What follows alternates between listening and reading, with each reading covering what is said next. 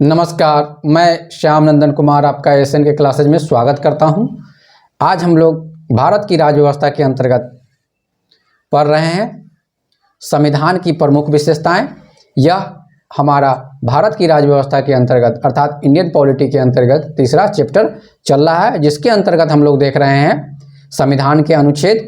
इससे पहले वाले वीडियो में, 2 वीडियो में हमने संविधान के अनुच्छेद को देखा था और जो बचे हुए हैं आज हम उसको देखने वाले हैं, जो हमारे एग्जाम पॉइंट ऑफ व्यू से काफ़ी इम्पोर्टेंट हैं।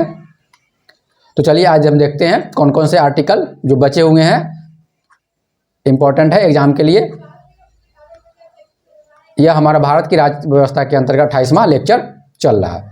तो अभी तक हम लोगों ने इससे पहले वाले वीडियो में देखा था संविधान की प्रमुख विशेषताएं के अंतर्गत आर्टिकल को देखे थे, जिसमें हम लोगों ने भाग 6 तक कवर कर चुके हैं और आज से देखने वाले हैं भाग 7।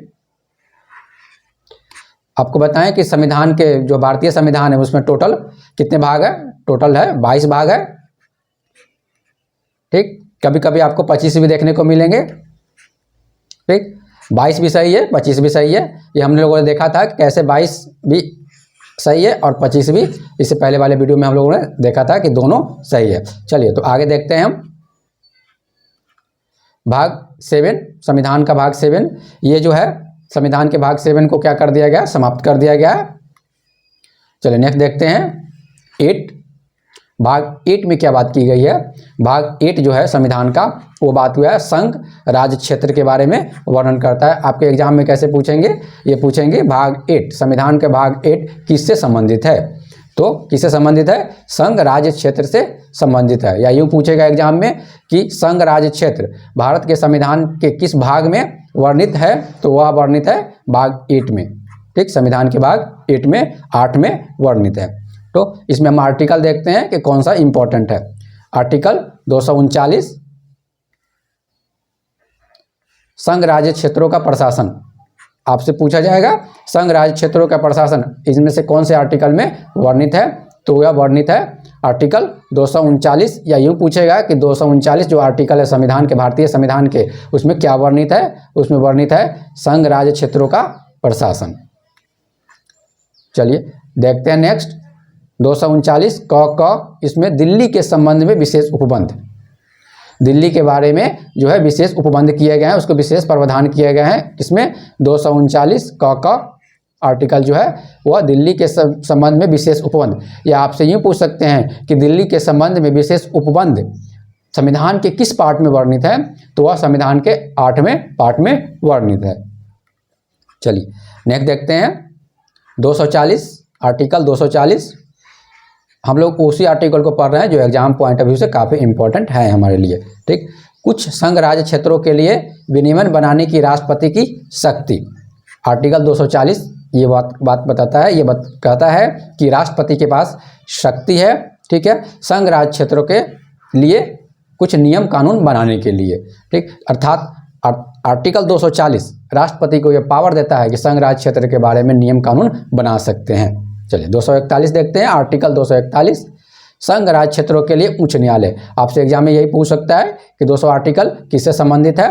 तो संघ राज्य क्षेत्र के लिए उच्च न्यायालय, दिल्ली, पुडुचेरी, ये सब जो आप देख रहे हैं उन सब क्षेत्रों के लिए उच्च न्यायालय का प्रावधान करना किसमें वर्णित है? आर्टिकल 241 में।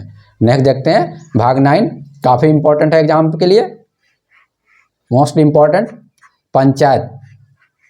आपसे यूँ पूछेगा पंचायत संविधान के भाग किस में है? भाग 9 में। यह भाग 9 या भाग 9 किससे संबंधित है? तो वह पंचायत से संबंधित है।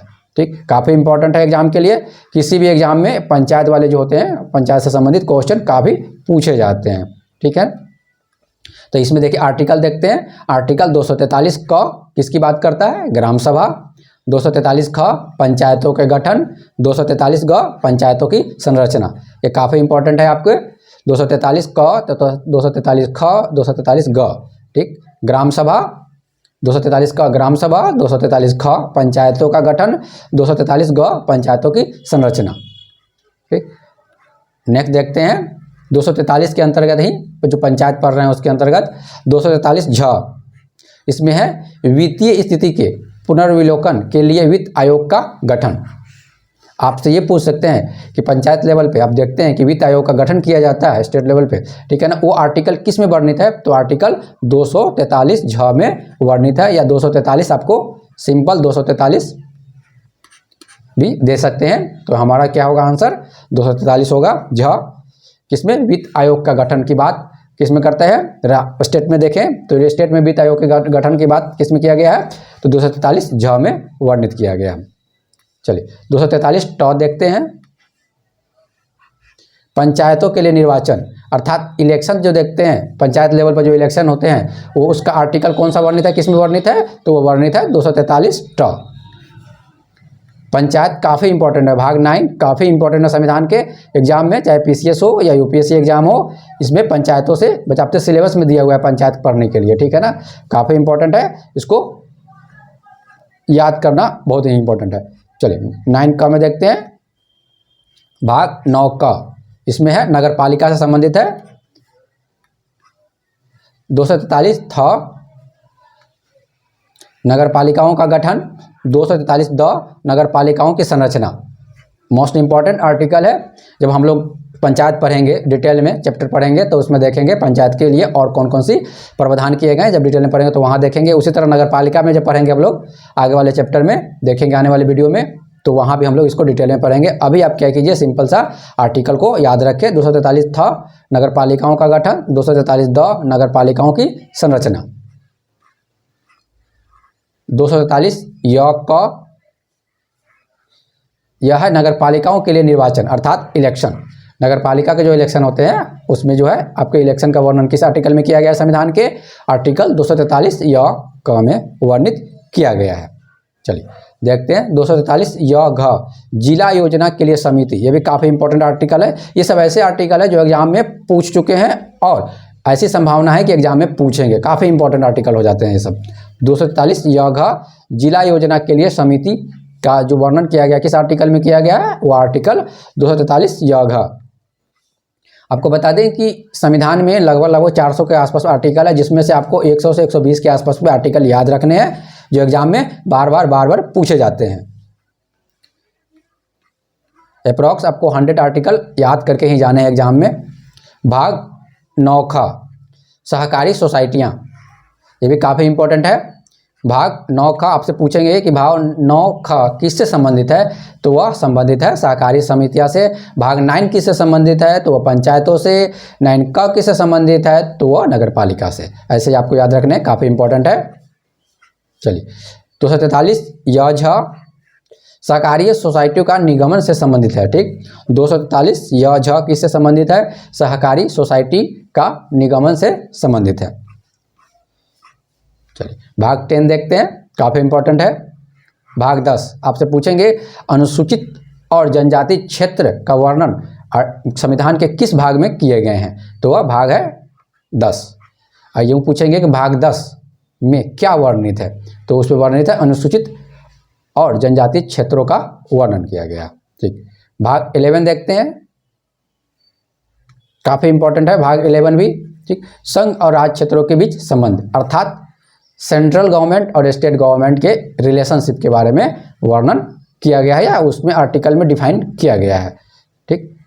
चलिए तो भाग 11 किससे संबंधित है, संघ और राज्य क्षेत्रों के बीच संबंध से संबंधित है। इसमें आर्टिकल देखते हैं, कुछ आर्टिकल भाग 11 में है जो काफ़ी इंपॉर्टेंट है। 243 249 आर्टिकल राज्य सूची के विषय के संबंध में राष्ट्रीय हित में विधि बनाने की संसद की शक्ति, अर्थात आपको बता दें कि राज्य सूची होती है कि राज्य के लिए क्या क्या सब्जेक्ट हैं, उस पर राज्य बनाते हैं लिस्ट, जिसमें लिस्ट बोला जाता है, ठीक। सेंट्रल के लिए अलग लिस्ट होते हैं जिसमें सेंट्रल गवर्नमेंट बनाते हैं, ठीक। उसके बाद स्टेट का होता है जिसमें स्टेट बनाते हैं। कुछ लिस्ट ऐसे होते हैं, कुछ ऐसे प्लान किए जाते हैं कि थर्ड में देखें कि कुछ पहला तो होता है कि लिस्ट में देखें 7 शेड्यूल में दिया गया, उसमें कुछ जो है कुछ स्कीम पे क्या करती है सेंट्रल गवर्नमेंट बनाती है, कुछ प्लान पे क्या करती है स्टेट गवर्नमेंट बनाती है, कुछ मुद्दे पे अपना जो है लॉ बनाती है, और कुछ ऐसे मुद्दे होते हैं जिस पे सेंट्रल गवर्नमेंट भी बना सकती है, स्टेट गवर्नमेंट भी बना सकती है, ठीक। तो यहाँ बात किया जा रहा है कि राष्ट्रीय हित की विधि बनाने की संसद की शक्ति, अर्थात राज्य सूची का ऐसा विषय, ठीक। हमने देखा कि सेंट्रल सूची जो होता है उसका, उसके बाद राज्य सूची होता है, एक समवर्ती सूची होता है। ठीक, तो तीनों को देखा।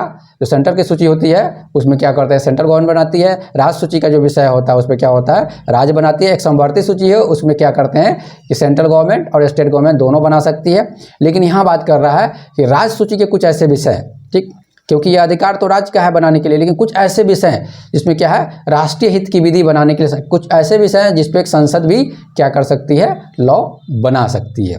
तो 249 आपसे पूछेगा कि आर्टिकल किससे संबंधित है, तो यह कुछ ऐसे सूची की बात करता है, कुछ ऐसे मुद्दे की बात करता है जिसपे वो है तो राज्य का विषय, लेकिन सेंट्रल गवर्नमेंट भी चाहे तो उस पर लॉ बना सकती है। ठीक, संसद को शक्ति यह प्रदान की गई है बनाने के लिए। तो 249 उससे संबंधित है। चलिए नेक्स्ट देखते हैं 253 अंतर्राष्ट्रीय करारों को प्रभावित करने के लिए विधान। ये भी काफी इंपॉर्टेंट है। अंतर्राष्ट्रीय कोई भी अगर एग्रीमेंट बनाया गया है तो उसको बनाने के लिए, एग्रीमेंट किया गया है तो उसको लागू करने के लिए जो प्रावधान किए गए हैं वो किस में किए गए हैं, वो प्रभावित करने के लिए वो विधान बनाया गया है, आर्टिकल 253 में वर्णन किया गया। चलिए नेक्स्ट देखते हैं 262 काफी इंपॉर्टेंट है। अंतर्राज्यिक नदियों एवं नदी दोनों के जल संबंधी विवादों का न्याय निर्णय। होता यह है कि कभी कभी नदी जो होती है, कभी कभी देखते हैं कि बहुत सारी नदियां जो होती हैं कि एक स्टेट से लेकर दूसरे स्टेट में प्रवेश करती है। इस तरह क्या होता है, कभी कभी कन्फ्लिक्ट का आपको मुद्दा बन जाता है एक स्टेट के बीच में दूसरे स्टेट से, ठीक, पानी को लेकर। ठीक, तो उस मुद्दे को सॉल्व करने के लिए भी हमारे संविधान में आर्टिकल है। आर्टिकल कितना है, 262। इसमें वर्णित किया गया है कि संसद जो चाहे तो दो राज्यों के बीच में, दो राज्यों से बीच से होकर अगर नदी गुजरती है, अगर कोई मतभेद हो जाता है तो उसके लिए संसद क्या करेगी, किसी तरह का न्याय की व्यवस्था करवाएगी। तो आर्टिकल कौन सा आर्टिकल संसद को पावर देती है, वो पावर देती है 262। ठीक, काफी इंपॉर्टेंट है 262। कभी कभी पढ़ते हुए कावेरी नदी विवाद, ठीक, गोदावरी नदी विवाद, ये सब देखते होंगे। दो स्टेटों के बीच में जो विवाद रहते हैं उसको सॉल्व करने के लिए संविधान में आर्टिकल कितना है, 262। 262 के आर्टिकल का प्रयोग करके ही संसद क्या करती है, एक न्याय व्यवस्था की प्रावधान करती है। चलिए 263 देखते हैं। ये भी काफ़ी इंपॉर्टेंट है आर्टिकल, अंतर्राज्य परिषद के संबंध में उपबंध। ठीक, ये भी हम जब आर्टिकल पढ़ेंगे तो उसमें देखेंगे, जब चैप्टर पढ़ेंगे तो उसमें देखेंगे अंतर्राज्य परिषद होता क्या है, इनके वर्क क्या है, ये क्यों इंपॉर्टेंट है, क्यों यह होने चाहिए। ठीक, तो आर्टिकल कितने में वर्णित है, तो 263 बात करता है अंतर्राज्य परिषद के संबंध में। या आपसे यूँ पूछेगा अंतर्राज्य परिषद संविधान के किस आर्टिकल में या पार्ट में वर्णित है। पार्ट पूछे, भाग पूछे तो वो हो गया 11, अगर आर्टिकल पूछे तो आर्टिकल हो गया 263 अंतर्राज्य परिषद। चलिए भाग 12 देखते हैं। वित्त, संपत्ति, संविदाएं और वाद से संबंधित है क्या, भाग 12। इसमें देखते हैं आर्टिकल कौन कौन से इंपॉर्टेंट है। 265 विधि के प्राधिकार के बिना करों का अधिरोपण न किया जाना। अर्थात 265 ये बात करता है, ठीक, कि बिना विधि बनाया किसी पर भी कर का प्रावधान लाद नहीं सकते, उसका कर लगा नहीं सकते जब तक आप विधि का प्रयोग नहीं करेंगे। अर्थात कानून बना के ही आप क्या करेंगे, लॉ बना के ही कर किसी पे कर लगाया जा सकता है, ऐसा ही कर आप नहीं लगा सकते। चलिए 266 भारत और राज्यों के संचित निधियों और लोकलेख है। हम जब आर्टिकल आगे पढ़ेंगे, जब आगे चैप्टर पढ़ेंगे तो उसमें देखेंगे कि संचित निधि होती क्या है, लोकलेखा क्या होती है, ठीक। उसके बाद हम लोग जब आगे वाले आर्टिकल पढ़ेंगे तो उसमें देखेंगे, फिर हम लोग देखेंगे आकस्मिकता निधि क्या होती है, ये भी काफ़ी इंपॉर्टेंट है। इसमें आर्टिकल 267 में वर्णित है। तो 266 में किसकी बात करता है, संचित निधि की बात करता है। 267 जो आर्टिकल है वो आकस्मिक निधि की बात करता है। सिर्फ अभी यहाँ पे सिर्फ आर्टिकल को आप याद करते जाएं। चलिए 275 देखते हैं। कुछ राज्यों को संघ से अनुदान, अर्थात आर्टिकल 275 बात करता है किसकी, कुछ राज्यों को, अर्थात जो संघ है, जो अर्थात सेंट्रल गवर्नमेंट है, ठीक है ना, वह कुछ राज्यों को अनुदान अर्थात दान दे सकती है, पैसे दे सकती है। वो किस आर्टिकल का प्रयोग करके, वो आर्टिकल 275 का प्रयोग करते हुए क्या कर सकती है, संसद जो है राज्यों को अनुदान दे सकती है। 280 मोस्ट इंपॉर्टेंट, काफ़ी इंपॉर्टेंट है, वित्त आयोग। काफ़ी सारे एग्जाम के लिए इंपॉर्टेंट है, आपको ये तो आर्टिकल याद रखने ही रखने हैं। आर्टिकल 280 वित्त आयोग। चलिए नेक्स्ट देखते हैं आर्टिकल जो काफ़ी इंपॉर्टेंट है एग्जाम के लिए। 300, आर्टिकल 300 वाद और कार्रवाइयाँ से संबंधित हैं। सिर्फ आपको याद रखने हैं 300 आर्टिकल किससे संबंधित है, वाद और कार्रवाइयों से संबंधित है।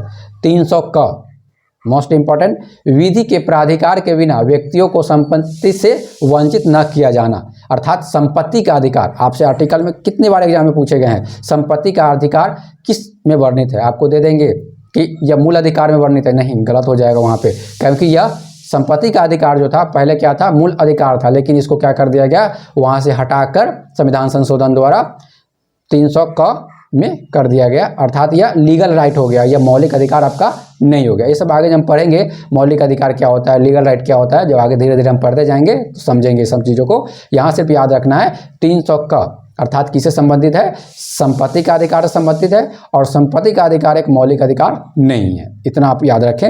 आगे नेक्स्ट देखते हैं भाग 13, भारत के राज्य क्षेत्र के विचर व्यापार वाणिज्य और समागम से संबंधित है। अर्थात भाग 13 जो बात करता है वो भारत के अंदर क्या करता है, व्यापार वाणिज्य और आवाजाही से संबंधित है, इससे संबंधित। चलिए नेक्स्ट देखते हैं,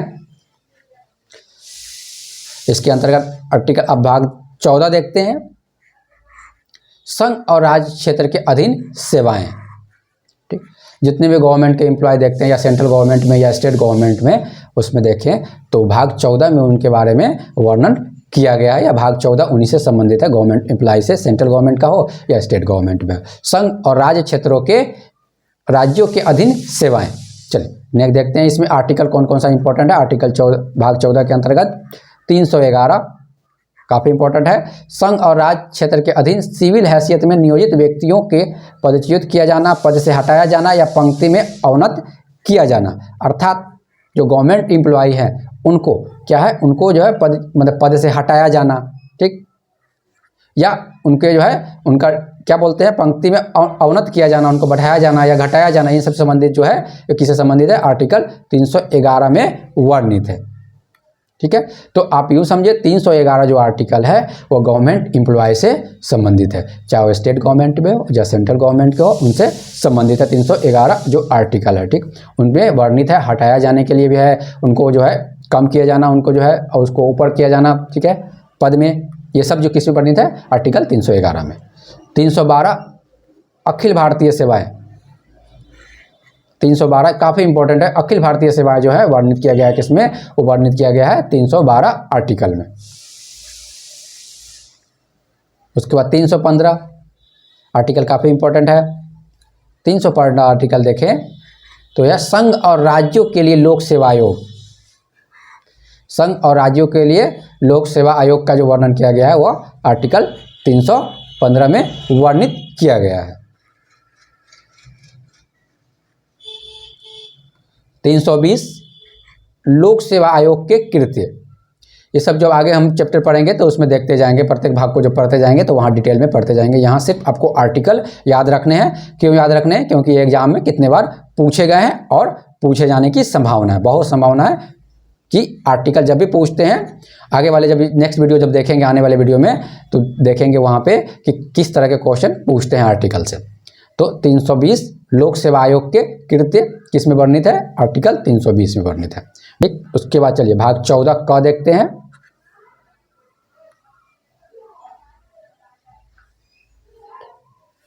भाग 14 क में देखते हैं, यहाँ दिया हुआ है अधिकरण।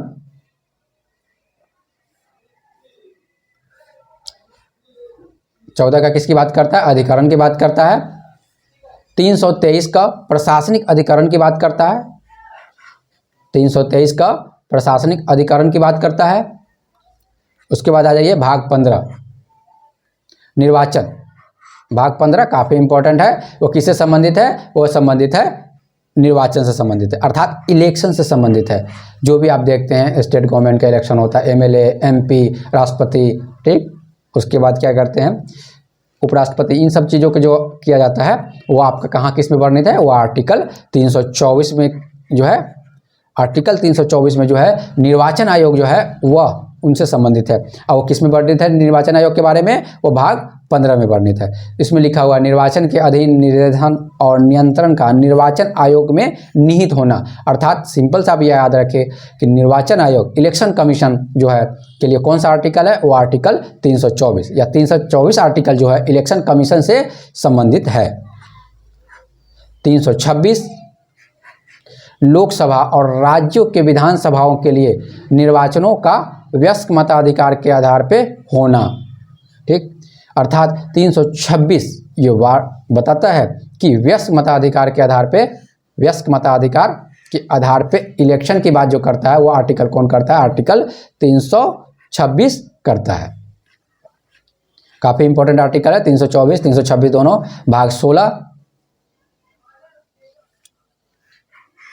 भाग 16 भी काफी इंपॉर्टेंट है। कुछ वर्गों के लिए संबंध में विशेष उपबंध, आपसे आर्टिकल पूछ सकते हैं क्वेश्चन, कुछ वर्गों के संबंध में विशेष उपबंध जो किए गए हैं, भाग किस में किए गए हैं, भाग 16 में किए गए हैं। चलिए देखते हैं इसमें कौन कौन सा आर्टिकल इंपॉर्टेंट है। भाग 16 में 330 लोकसभा में अनुसूचित जातियों और अनुसूचित जनजातियों के लिए स्थानों का आरक्षण, अर्थात लोकसभा में, ठीक, आरक्षण की जो बात की गई है किसके लिए, अनुसूचित जातियों और अनुसूचित जनजातियों के लिए लोकसभा में आरक्षण की बात की गई है। उसमें आर्टिकल 330 का प्रयोग करके ही आरक्षण की व्यवस्था की जाती है, किसमें, लोकसभा में। उसी तरह 331 में लोकसभा में अंगल भारतीय समुदाय के प्रतिनिधित्व, अर्थात 330 जो वर्णित किया गया अनुसूचित जाति अनुसूचित जनजाति का, किसमें आरक्षण, कहाँ पे, संसद में जो बात करता है 330, लोकसभा में जो बात करता है वो 330, ठीक। 331 जो है ये भी आरक्षण की बात करता है, विशेष प्रावधान की बात करता है, किसके लिए, अंगल भारतीय समुदाय, ठीक, अर्थात ऐसे बच्चे जो क्या हुआ कि जिनके या तो माता पिता भारतीय हों और जो या तो माता पिता जो हों, मतलब माता पिता हो या ब्रिटेन के हों, उनके बच्चे जो होंगे उनको अंगल भारतीय समुदाय, अंगल भारतीय व्यक्ति हो जाएंगे, ठीक, अर्थात एक भारत से और एक क्या हो, ब्रिटेन से हो, और दोनों से जो क्या होगा, दोनों की जब शादी हो जाए तो बच्चे जो होंगे वो अंगल भारतीय कहलाएंगे। अगर वो यहाँ पे रह रहा है, वो यहाँ के नागरिकता ले रहे हैं और वो यहाँ पे इलेक्शन लड़ रहे हैं ना, वो अंगल भारतीय कहलाएंगे, ठीक। उनके लिए विशेष जो प्रावधान किया गया है, उनको भी संसद में इलेक्शन लड़ने की प्रावधान किया गया अगर वो सिटीजनशिप भारत का ले लेते हैं तो, ठीक। तो वो जो आर्टिकल का जो वर्णन किया गया वो किस में किया गया है, 331 में किया गया है। लेकिन इसको क्या कर दिया गया, अब जो है इसको निष्प्रभावी कर दिया गया है, ठीक है ना। संशोधन 104वें संविधान संशोधन अधिनियम 2019 द्वारा इसको निष्प्रभावी कर दिया गया। अर्थात अब यूँ समझिए कि अंगल भारतीय समुदाय के लिए कोई विशेष प्रावधान अब नहीं है, अब उनके लिए कोई भी सीट की व्यवस्था स्पेशल नहीं है। क्यों, क्योंकि अब 104 जो संविधान संशोधन किया गया था, 104 जो संविधान संशोधन के द्वारा क्या किया गया, संविधान आपसे पूछ सकते हैं 104वें संविधान संशोधन किससे संबंधित है, तो वह संबंधित है अंगल भारतीय समुदाय को, व्यक्ति को जो विशेष प्रावधान दिए गए थे, जो विशेष प्रावधान किए गए थे उनके सीटों के लिए, आरक्षण के लिए, ठीक है ना, संसद में उसको समाप्त निष्प्रभावी करने से संबंधित है। चलिए 332 देखते हैं। आर्टिकल 332 जो है राज्यों की विधान सभाओं में अनुसूचित जातियों और अनुसूचित जनजातियों के लिए स्थानों का आरक्षण, वहाँ हम लोगों ने 330 देखा था लोकसभा में, लेकिन यहाँ है राज्य के विधान में आरक्षण, अनुसूचित जातियों और अनुसूचित जनजातियों के लिए स्थानों का आरक्षण की जो बात करता है वह आर्टिकल 332 में बात करता है, ठीक है। काफ़ी इंपॉर्टेंट है 330, 331, 332, ठीक है ना, राज्यों की विधानसभाओं में, ठीक, अर्थात स्टेट लेजिस्लेटिव असेंबली में जो बात करता है वो अनुसूचित जातियों और अनुसूचित जनजातियों के लिए आरक्षण की बात करता है। 330 लोकसभा में अनुसूचित जाति अनुसूचित जनजातियों के लिए आरक्षण की बात करता है। चलिए 333, आर्टिकल 333, ठीक है ना, राज्यों की विधानसभा में अंगल भारतीय समुदाय का प्रतिनिधित्व जो है ये बात करता था 333, लेकिन 104 संविधान संशोधन अधिनियम 2019 द्वारा क्या कर दिया गया, इसको निष्प्रभावी कर दिया गया है, ठीक। अर्थात अंगल भारतीय समुदाय को जो प्रतिनिधित्व की जो बात की गई थी जिस आर्टिकल से, वो अब निष्प्रभावी हो गया, अर्थात वह अब लागू नहीं होंगे। ये सब आर्टिकल काफ़ी इंपॉर्टेंट है, आप इसको याद रखना है। चलिए नेक्स्ट देखते हैं हम कौन सा आर्टिकल है, 335 सेवाओं और पदों के लिए अनुसूचित जातियों और अनुसूचित जनजातियों के दावे। ठीक, 335 में जो है सेवाओं और पदों के लिए, ठीक है ना, जो सरकारी सेवा करेंगे, ठीक, और पद में जो है अनुसूचित जातियों अनुसूचित जनजातियों के लिए दावे। ठीक, अर्थात इनकी मांग करना, ठीक है ना, किसके लिए, अनुसूचित जाति अनुसूचित जनजातियों के लिए सेवाओं में, अर्थात गवर्नमेंट जॉब के लिए, ठीक है ना, ये दावा किया जा सकता है अनुसूचित जाति के लिए, अनुसूचित जनजातियों के लिए। कौन सा आर्टिकल का, 335 का प्रयोग करते हुए, ठीक है ना, आर्टिकल 335 का प्रयोग करते हुए आप यूँ समझिए अनुसूचित जाति अनुसूचित जनजातियों के लिए आरक्षण या पद में उनको जो है छूट देने की बात इसका आर्टिकल का प्रयोग करके किया जा सकता है या किया जाता है। चलिए, आर्टिकल 338 राष्ट्रीय अनुसूचित जाति आयोग, काफ़ी इंपॉर्टेंट है। 338 राष्ट्रीय अनुसूचित जाति आयोग, 338 का राष्ट्रीय अनुसूचित जनजाति आयोग, ठीक। उसके बाद 338 का पिछड़े वर्गों के लिए राष्ट्रीय आयोग, मोस्ट इंपॉर्टेंट। ये तीनों आर्टिकल काफ़ी इंपॉर्टेंट है, ये तीनों पर हम लोग चैप्टर पढ़ेंगे आर्टिकल से। अनुसूचित जाति आयोग आर्टिकल कौन सा है, इनके कार्य क्या है, इनके फंक्शन क्या है, पावर क्या है, सब देखेंगे हम लोग। अनुसूचित जाति के आयोग के बारे में, राष्ट्रीय अनुसूचित जनजाति आयोग के बारे में हम लोग पढ़ेंगे। 338 ख 340 पिछड़े वर्गों की दशाओं के अन्वेषण के लिए आयोग की नियुक्ति, अर्थात 340 जो आर्टिकल बात करता है वो बात करता है कि पिछड़े वर्ग की, जो पिछड़े वर्ग है उनके लिए, ठीक है ना, अन्वेषण के लिए एक आयोग का गठन किया जाएगा जो उनकी दशाओं का जो क्या करेगा, उनकी दशाओं को देखेगा और उन पर रिपोर्ट बनाएगा। ठीक, तो आर्टिकल 340 जितने भी पिछड़े वर्ग है उनके लिए आयोग गठित करना। उस आयोग का काम क्या होगा, उस आयोग का काम होगा सर्वे करना, कंडीशन देखना और उसके बारे में रिपोर्ट देना। वो किस में वर्णित है, आर्टिकल 340 में। चलिए नेक्स्ट देखते हैं, भाग 17 राजभाषा से संबंधित है, काफ़ी इंपॉर्टेंट है। भाग 17 किससे संबंधित है, आपसे यूँ पूछेंगे राजभाषा भाग किससे संबंधित है। राजभाषा जो संविधान के किस भाग में है, तो संविधान के 17वें भाग में है। इस संविधान के 17वें भाग में देखते हैं 343 संघ की राजभाषा, 343 जो किससे संबंधित है, संघ की राजभाषा का वर्णन किया गया है। 344 राजभाषा के संबंध में आयोग और संसद की समिति। ठीक, तो 344 किससे है, 344 क्या बताता है, राजभाषा के संबंध में आयोग और संसद की समिति। ठीक है ना, आज यूँ समझे राजभाषा आयोग या संसद की समिति जो है राजभाषा से संबंधित संसद की समिति वो किसमें है, 344 के अंतर्गत आते हैं। नेक्स्ट देखते हैं 350, काफ़ी इंपॉर्टेंट है। 350 का प्राथमिक स्तर पर मातृभाषा में शिक्षा की सुविधाएं कराना। ठीक है ना, 350 का, ठीक है ना, प्रयोग करके 350 का प्रयोग करके प्राथमिक स्तर पर मातृभाषा में शिक्षा की सुविधाएं प्रावधान किया जाता है। ठीक, 350 का भाषाई अल्पसंख्यक वर्गों के लिए विशेष प्रावधान। ठीक, अर्थात ऐसी भाषा जिसके बहुत कम लोग बोलने वाले हैं उसको भाषाई अल्पसंख्यक वर्ग बोलते हैं। ठीक, उनके लिए विशेष प्रावधान जो किया गया है वो किस में किया गया है, 350 ख में किया गया है। चलिए भाग 18 देखते हैं, काफ़ी इंपॉर्टेंट है। आपात उपबंध, अर्थात इमरजेंसी की बात की गई है। ठीक, इमरजेंसी अर्थात कभी कभी ऐसा कंडीशन बन जाता है जिसमें इमरजेंसी का सिचुएशन हो जाता है, उसको इमरजेंसी बात बोलते हैं, आपात उपबंध।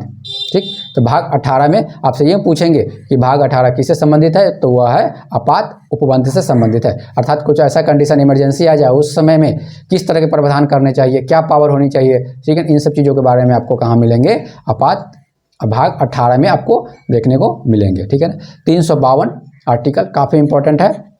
352, 356, 360 ये जो आर्टिकल है काफ़ी इंपॉर्टेंट है। ठीक है ना, तो 352 आर्टिकल है आपात की उद्घोषणा, अर्थात राष्ट्रीय आपात की उद्घोषणा युद्ध या वाह्य आक्रमण या सशस्त्र विद्रोह की स्थिति में आपात, अर्थात कभी भी युद्ध की घोषणा हो जाए, कोई बाहर से अटैक कर दे।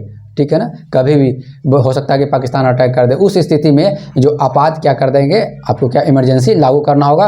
इमरजेंसी लागू करने के लिए कौन सा आर्टिकल का प्रयोग किया जाएगा, आर्टिकल 352 का प्रयोग किया जाएगा।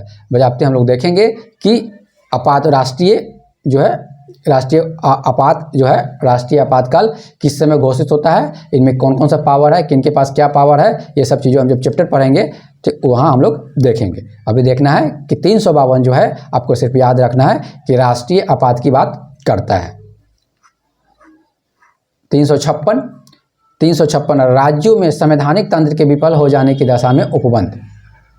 ठीक, अर्थात 356 की स्थिति में भी राष्ट्रपति जो है क्या कर सकता है, 356 का प्रयोग करके यहाँ भी इमरजेंसी लागू कर सकता है। अगर क्या हो कि राज्य में संवैधानिक तंत्र अर्थात संविधान में जिस तरह के वर्णित है, जिस तरह की फिलॉसफी वर्णित है, लॉ वर्णित है, जो उसकी जो सार है उसके अनुसार अगर क्या करते हैं, राज्य जो है अपना स्टेट नहीं चला पा रहे हैं, गवर्नमेंट नहीं चला पा रहे हैं, उस स्थिति में भी इमरजेंसी स्टेट में लगाया जा सकता है।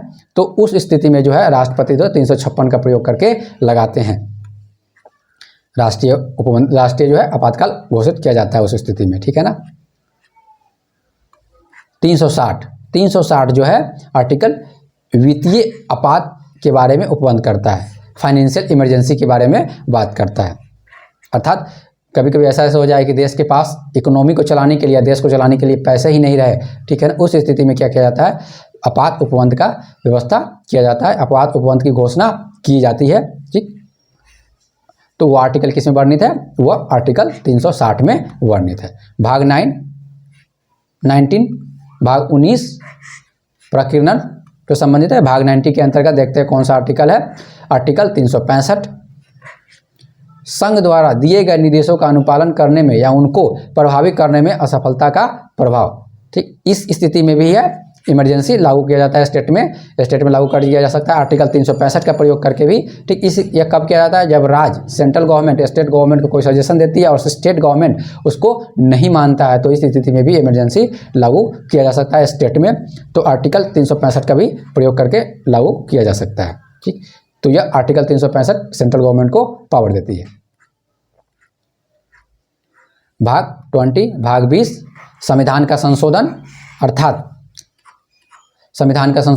संविधान में बार बार समय के अनुसार जैसे जैसे परिवर्तन होते रहता है, समय के अनुसार उससे संशोधन की आवश्यकता होती है। ठीक, इसलिए कौन से आर्टिकल कौन से भाग का प्रयोग किया जाता है, भाग 20 का प्रयोग किया जाता है। और आर्टिकल 368 में संविधान के संशोधन की बात की गई, अर्थात संसद को ये पावर दिया गया है कि आर्टिकल 368 का प्रयोग करते हुए जब भी उसको लगे कि संविधान में संशोधन की व्यवस्था करना है, संविधान में संशोधन करना है, तो वह क्या करती है, आर्टिकल 368 का प्रयोग करके संविधान में संशोधन करती है। भाग 21 अस्थायी संक्रमणकाली और विशेष उपबंध। भाग 20 आपको सिर्फ याद रखना है कि किससे संबंधित है, अस्थायी संक्रमणकाली और विशेष उपबंध जो है यह इससे संबंधित है आपका। चलिए इसके अंतर्गत देखते हैं, काफ़ी इंपॉर्टेंट जो आर्टिकल है 370 जम्मू और कश्मीर के संबंध में अस्थायी उपबंध, काफ़ी इंपॉर्टेंट है। 370 काफ़ी इंपॉर्टेंट है, मोस्ट इंपॉर्टेंट है, हमेशा आपको नीच में देखने को मिलेगा। 370 जम्मू एंड कश्मीर के संबंध में अस्थायी उपबंध से संबंधित। आप यूँ याद रखें कि जम्मू एंड कश्मीर राज्य से संबंधित कौन सा है, 370 आर्टिकल है। उसके बाद 371 काफ़ी इंपॉर्टेंट है, 371 क ख ग घ ये इंपॉर्टेंट है आपको। क जो है नागालैंड से संबंधित है, नागालैंड के संबंध में विशेष उपबंध। ख जो है असम के राज्य के संबंध में विशेष उपबंध। ग जो है मणिपुर राज्य के संबंध में विशेष उपबंध। घ आंध्र प्रदेश या राज्य या तेलंगाना राज्य के संबंध में विशेष उपबंध। आप इतना याद रखें या सिर्फ 371 याद रखें कि 370 जम्मू कश्मीर और 371 जो आर्टिकल है वो संबंधित है महाराष्ट्र, गुजरात, नागालैंड, अर्थात कुछ राज्यों के संबंध में विशेष उपबंध की जो बात की गई है वह आर्टिकल 371 में बात की गई है। अगर पर्टिकुलर याद कर सकते हैं तो याद कर लें, ये भी इंपॉर्टेंट एग्जाम में कभी कभी पूछे जाते हैं कि सीधे पूछ देंगे 371 का किससे संबंधित है, तो वहाँ पे थोड़ी समस्या आ सकती है। वो दे देंगे नागालैंड, असम, मणिपुर, आंध्र प्रदेश। अगर पर्टिकुलर याद रखे रहेंगे 371 का तो आप नागालैंड मारेंगे, नहीं तो हो सकता है असम भी हो सकता है, मणिपुर भी, आंध्र प्रदेश भी मार दें, जिससे आंसर आपका गलत होने की संभावना बन जाती है। ठीक, तो आप सिंपल चाहें तो 371 का भी याद रख सकते, 371 भी याद रख सकते हैं। 371 जो है नागालैंड, 371 जो है विशेष राज्यों के संबंध कुछ राज्यों के संबंध में विशेष उपबंध से संबंधित है। 370 जम्मू एंड कश्मीर से के राज्य के संबंध में विशेष उपबंध से संबंधित है। चलिए नेक्स्ट देखते हैं, भाग 20 संक्षिप्त नाम, प्रारंभ, हिंदी में प्राधिकृत पाठ और निरसन। ये आपको याद रखने की कोई ज़रूरत नहीं है। ठीक, आपको इसे याद रखने हैं कि संविधान में कितने हैं, संविधान में टोटल 22 भाग है। ठीक, अगर सब पार्ट में सब कैटेगराइज कर दें, ठीक है ना, उपभाग कर दें तो 25 हो जाएंगे। ठीक, ऐसे देखा जाए तो 22 है। ठीक।